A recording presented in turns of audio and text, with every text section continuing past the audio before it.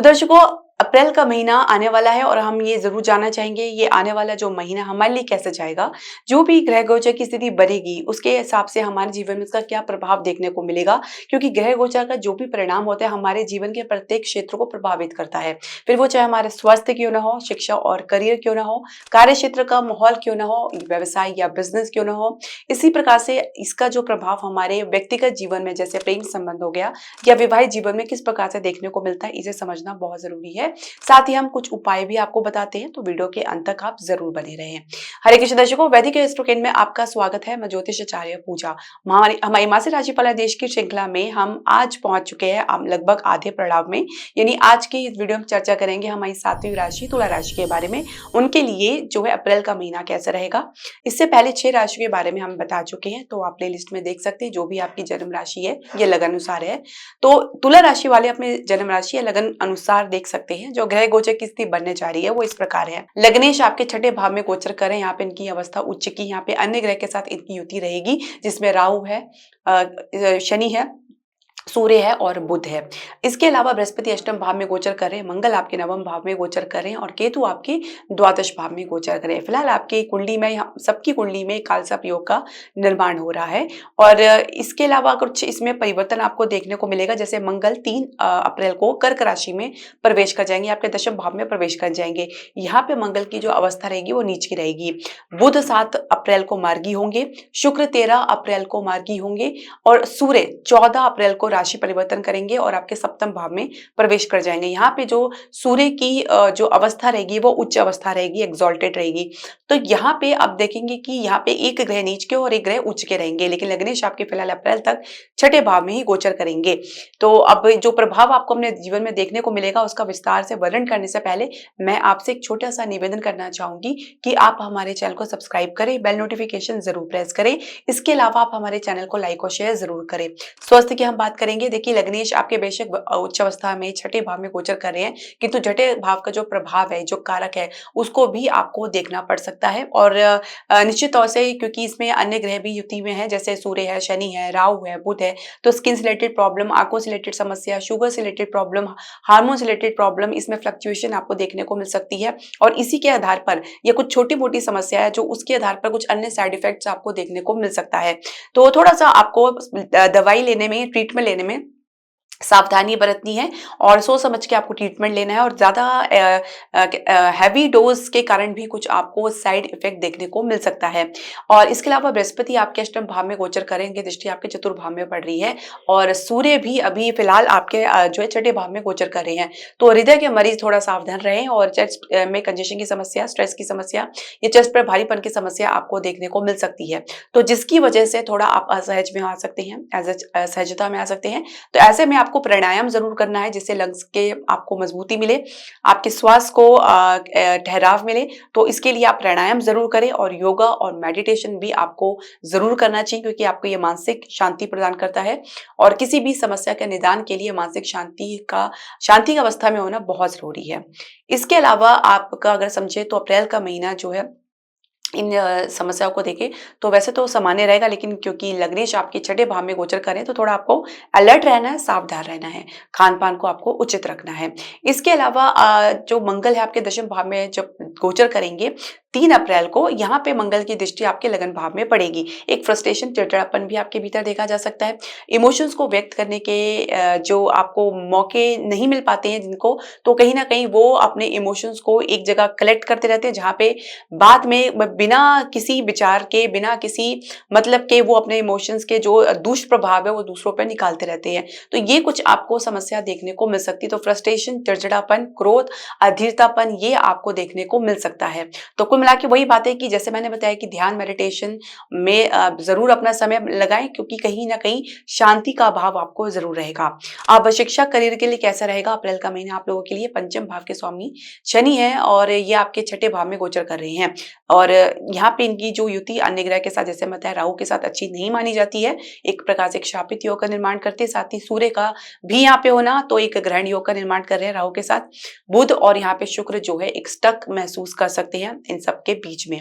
तो कहीं ना कहीं इसकी वजह से एक कंफ्यूजन की स्थिति आपको देखने को मिल सकती है। एक निर्णय लेने में एक असहजतापन, अक्षमता, असमर्थता आपको देखने को मिल सकती है, जिसकी वजह से कोई निर्णय अगर आपने लिया तो गलत साबित हो सकता है। एक ठहराव की कमी आपको देखने को मिल सकती है। कंपटीशन में आपको सफलता ज़रूर मिलेगी, लेकिन आपको फोकस रहना है और एक अलाइनमेंट में आपको रहना है। इसके अलावा अगर हम बात करें आपके कैंपस प्लेसमेंट की, तो उसमें भी आपको संघर्ष का सामना करना पड़ सकता है। अपेक्षित लाभ ना मिलने की वजह से संतुष्टि की कमी देखी जा सकती है। सैटिस्फैक्शन ना मिलने की वजह से जो भी आपको ऑफर मिल रहे हैं, या तो आप मजबूरी वश उसको आपको एक्सेप्ट करना पड़ सकता है, या तो फिर आप उसे आगे के लिए टाल सकते हैं। तो ये थोड़ा-सा आपके भीतर एक इम्पेशेंसी, एक अधीरतापन देखा जा सकता है, और कुछ मंगल का आपके दशम भाव में आना भी इस चीज को और बढ़ावा दे सकता है। आप करियर की शुरुआत अगर आपने कर रखी है, शुरुआत नई नौकरी से कर रहे हैं, इंटर्नशिप से कर रहे हैं, तो देखिए शुरुआत में थोड़ा सा आपको एडजस्टमेंट में प्रॉब्लम आ सकती है, क्योंकि मंगल कहीं ना कहीं आपको दिक्कत दे सकते हैं। अब यहाँ पे क्या होता है कि जब आप एक नकारात्मक, ये कह सकते हैं कि विपरीत माहौल में आपको अपने आप को एडजस्ट करना होता है, तो वहां पे खुद को एडजस्ट करना थोड़ा सा डिफिकल्ट, एक चुनौतीपूर्ण आपके लिए रह सकता है, एक चैलेंजिंग रह सकता है। मंगल यहाँ पे आपका काम और खराब कर सकते हैं, आपको आपके भीतर अधीरतापन लाकर। तो आपको धैर्य रखना है।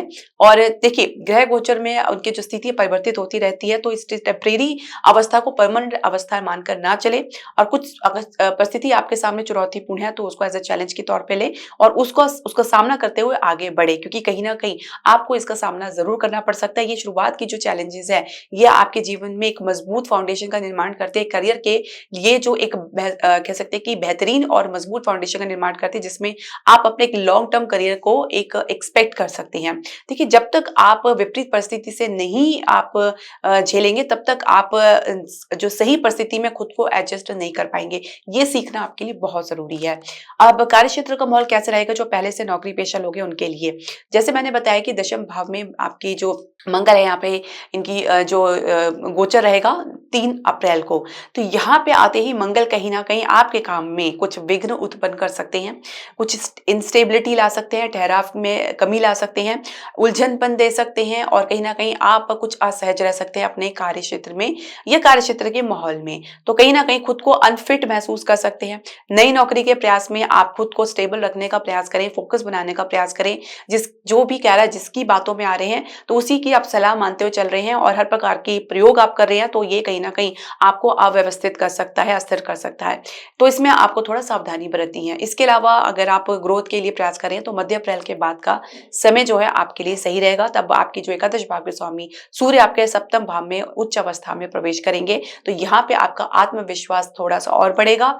जहाँ पे आपके ग्रहण योग की वजह से आत्मविश्वास में कमी देखी जा रही थी, तो धीरे धीरे उसमें आपको वृद्धि देखने को मिलेगी। आपको अपने सीनियर्स का, अपने बॉस का जो सपोर्ट देखने को मिलेगा। साथ ही कुछ गलतफहमियां, मिसअंडरस्टैंडिंग बनी हुई है, वो भी दूर होती हुई नजर आएगी। आपको सुनने की आवश्यकता है, सिर्फ आप बोलना चाह रही हैं तो इससे काम नहीं चलेगा।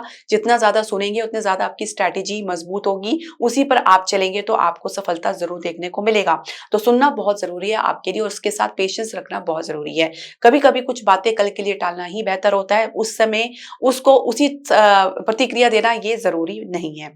इसके अलावा अगर हम समझे तो व्यवसाय बिजनेस के लिए कैसा रहेगा अप्रैल का महीना? सप्तम भाव के स्वामी मंगल हैं, नीच अवस्था में दशम भाव में गोचर करेंगे, लेकिन मध्य अप्रैल के बाद जैसे कि समय थोड़ा सा आपके लिए परिवर्तित होता हुआ नजर आ रहा है।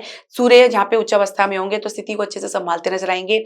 आप जहाँ पे स्थिति को लेकर या कुछ परिस्थिति को लेकर डावाडोल महसूस कर रहे थे, या कहीं ना कहीं कुछ असहज, या कुछ कह सकते हैं कि जिसके बारे में कॉन्फिडेंट महसूस नहीं कर रहे थे, वो मध्य अप्रैल के बाद वो स्थिति थोड़े आपके लिए परिवर्तित होती नजर आएगी, जहाँ पे आप सहज भाव में रहेंगे, परिस्थिति को अच्छे से समझेंगे, उसके आधार पर आप निर्णय भी ले पाएंगे, और निर्णय में आप सफल भी होंगे। तो अगर आपको कुछ महत्वपूर्ण निर्णय लेना है तो बेहतर यही रहेगा कि मध्य अप्रैल के बाद ही उसको टालें। या कुछ निवेश के लिए प्लान कर रहे हैं तो उसको आप मध्य अप्रैल के बाद ही प्लान करें तो ज्यादा बेहतर रहेगा। अब इसके बाद आप जो स्थिति देखेंगे वो आपके स्टेटस में न सिर्फ वृद्धि करेगा, जो अब तक आपके स्टेटस को जो डैमेज कर रहा था, जो परिस्थिति, जो कानूनी अड़चन आपके लिए बनी हुई थी, वो धीरे धीरे दूर होती जाएगी, और आप इससे बाहर निकलेंगे। जो चैलेंजेस आप अब तक अपने व्यवसाय को लेकर फेस करे तो उसमें भी आपको कमी देखने को मिलेगी। तो कुल मिला के आपको कुछ इंतजार करना पड़ सकता है। अब यहाँ पे रहकर थोड़ा सा आपको जल्दबाजी में कंट्रोल करना है, क्योंकि यहाँ पे जो सप्तमेश मंगल है नीच अवस्था में होंगे, यहाँ पे दशम भाव में होंगे। तो कहीं ना कहीं शॉर्टकट तरीका अपना सकते हैं अपने काम की पूर्ति के लिए, ये आपके लिए गलत रहेगा। कोई भी ऐसा काम जो कह सकते हैं कि इलीगली तरीके से अगर आप कुछ कर रहे हैं या कुछ शॉर्ट टर्म तरीका अपना रहे हैं, ये कुछ इस प्रकार से प्रयास करें तो उससे आपको बचना होगा। बेहतर यही रहेगा कि आप सहज भाव में रहें, समय का इंतजार करें और धीरे धीरे आपकी परिस्थिति जरूर परिवर्तित होगी, विश्वास करें। फाइनेंशियल सेक्टर में भी मध्य अप्रैल के बाद मजबूती देखने को मिलेगी। शेयर मार्केट में थोड़ा सा आपको कह सकते हैं निराशा देखने को मिल सकती है, क्योंकि कहीं ना कहीं ये आपके लिए उतनी ज्यादा अपेक्षा परिणाम लेकर नहीं आएगा जैसा कि आपने अपेक्षा की है। इसके अलावा हम बात करेंगे आपके जो अन्य क्षेत्र में, जिसमें रियल एस्टेट है या वाहन के बिजनेस है या आप घरेलू उद्योग में किसी प्रकार के क्षेत्र से सम्मिलित है, तो इसमें आपको मिला जुला रिस्पॉन्स देखने को मिल सकता है। लेकिन पूरी तरीके से स्थिति थोड़ी सी आपके लिए डावाडोल रह सकती है, क्योंकि अभी जो शनि है राहु के साथ छठे भाव में गोचर कर रहे हैं, तो यहाँ पे उनकी अवस्था ठीक नहीं है, तो मजबूती तो आपको देखने को नहीं मिलेगी। तो फिलहाल ये समय आपको ऑब्जर्व करने के लिए दिखाना होगा और कहीं ना कहीं आपको निरीक्षण आकलन करने में लगाना होगा, तभी आप सही कारगर निर्णय ले पाएंगे। तो थोड़ा सा आप समय लेकर आगे बढ़े तो ज्यादा बेहतर रहेगा। आप प्रेम संबंध के लिए कैसा रहेगा अप्रैल का महीना आप लोगों के लिए? पंचम भाव के स्वामी शनि छठे भाव में गोचर कर रहे हैं मीन राशि में, और यहाँ पे इनकी जो युति मैंने जैसे बताया था अन्य ग्रहों के साथ, जिसमें राहु है, बुध है, शुक्र है, सूर्य है, तो ये थोड़े कुछ नेगेटिव भी है, पॉजिटिव भी है। तो ज्यादातर नेगेटिव ग्रहों का यहाँ पे जमवाड़ा लगा हुआ है। तो यहाँ पे आप देख रहे हैं कि शनि है, शनि के जो जिनका संबंध राहु के साथ श्रापित योग का है और राहु का संबंध सूर्य के साथ ग्रहण योग का है। ईगो क्लैशेस हैं, काम बनता हुआ आप लोग के बीच में नजर नहीं आ रहा है। एक डिस्टेंस बना हुआ है, एक दूसरे के ऊपर एक ब्लेम करते हुए नजर आ रहे हैं। विश्वास की कमी है, पारदर्शिता की कमी है, ट्रांसपेरेंसी की कमी है, विश्वास की कमी है, कॉन्फिडेंट की कमी है, जो दिनों दिन वो बढ़ती चली जाएगी। एक डिस्टेंस, एक गैप आप लोग अपने बीच में महसूस करेंगे। साथ ही एक दूसरे को आप किसी प्रकार से कोई सपोर्ट या सहयोग करते हुए भी नजर नहीं आएंगे। तो ये समय थोड़ा लगेगा, कम से कम आप ये समझिए 18 मई तक आपको सावधान रहना है, क्योंकि जब तक ये जो आपके पंचमेश राहु के साथ युति में, तब तक तो फिलहाल स्थिति आपके पक्ष में बनती हुई नजर नहीं आ रही है। विवाह की चर्चा भी आई गई रह सकती है, जिसमें कोई सफलता मिलती हुई नजर नहीं आएगी। साथ ही विवाह की चर्चा अगर वैसे चल रही है तो उसके लिए आप काफी हताश निराश महसूस कर सकते हैं, ज्यादा इंटरेस्ट लेते हुए नजर नहीं आएंगे। कुछ दबाव जरूर महसूस कर सकते हैं परिवार की तरफ से या कहीं और की तरफ से, लेकिन कहीं ना कहीं एक सफोकेशन, एक घुटन आप महसूस कर सकते हैं इस रिलेशनशिप को लेकर। इसके अलावा जो विवाहित दंपति है उनके लिए कैसा रहेगा? सप्तमेश नीच अवस्था में रहेंगे आपके दशम भाव में। तो एक प्रकार से यदि हम समझे तो आप अपने भीतर आपके जो जीवन साथी है उनको ये समझ में नहीं आएगा किस प्रकार का कैसे रिएक्शन देना है। घर के मैटर में या किसी प्रकार के मैटर में उनकी जो उपस्थिति रहेगी, उनकी जो भागीदारी रहेगी, उनकी जो सहयोगिता रहेगी, वो ना के बराबर रह सकती है, और या उनके कारण कुछ नुकसान या कुछ कह सकते हैं कि गिरावट देखने को मिल सकती है, जिसकी वजह से कुछ स्थिति थोड़ी उलट पलट रह सकती है, कुछ उतार चढ़ाव आपको इसको देखने को मिल सकता है। सेटिस्फैक्शन की कमी इस जीवन साथी में काफी देखी जा सकती है, जिसकी वजह से फ्रस्ट्रेशन और चिड़चिड़ापन का वो शिकार हो सकती हैं। अब आप संतान प्राप्ति के लिए प्रयास कर रहे हैं तो मेडिकल ट्रीटमेंट लेने के बावजूद भी कुछ खास आपको सफलता मिलती हुई नजर नहीं आएगी। इसमें थोड़ा समय आपको लगेगा, फिर भी अपना जो विश्वास है उसको लेकर चलें। समय लगेगा जरूर, लेकिन आपको सफलता भी मिलेगी। लेकिन फिर वही बात है कि कुछ मेडिकल ट्रीटमेंट की आवश्यकता तो जरूर पड़ सकती है, पर उसमें भी आपको जो कारगर परिणाम देखने को मिलेगा वो 18 मई के बाद आपको देखने को मिलेगा। संतान से भी कुछ आपको असंतोष या उनके कारण कुछ समस्या या तनाव देखने को मिल सकता है। उपाय क्या करना है? देखिए, आपको अपने सप्तमेश और लग्नेश दोनों को मजबूती देनी है। शुक्र के लिए आप प्रत्येक शुक्रवार को श्री सूक्त का पाठ कर सकते हैं, सफेद वस्त्र धारण कर सकते हैं, और किसी महिला या छोटी कन्या को आप उपहार में कुछ भेंट दे सकते हैं। माता लक्ष्मी को खीर का भोग अर्पित कर सकते हैं। शुक्रदेव के जो बीज मंत्र का आप जाप कर सकते हैं, ओम शुम शुक्राय नमः 108 बार आप जाप कर सकते हैं।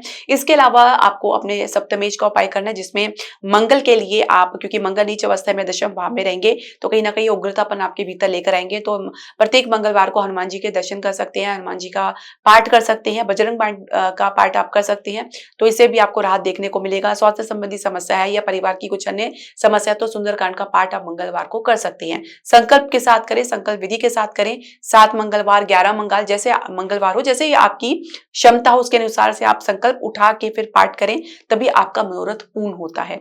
तो ये आप जब संकल्प पूरा हो जाता है तो उसके बाद आप प्रसाद चढ़ाना या कुछ दान करना ना भूलें।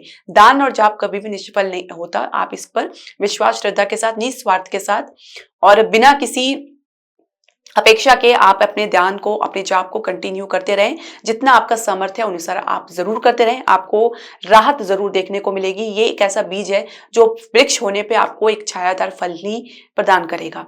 तो दर्शकों, आपके जो भी प्रश्न, सजेशन या क्वेरी आप हमारे कमेंट बॉक्स में ज़रूर डालें। हरे कृष्णा।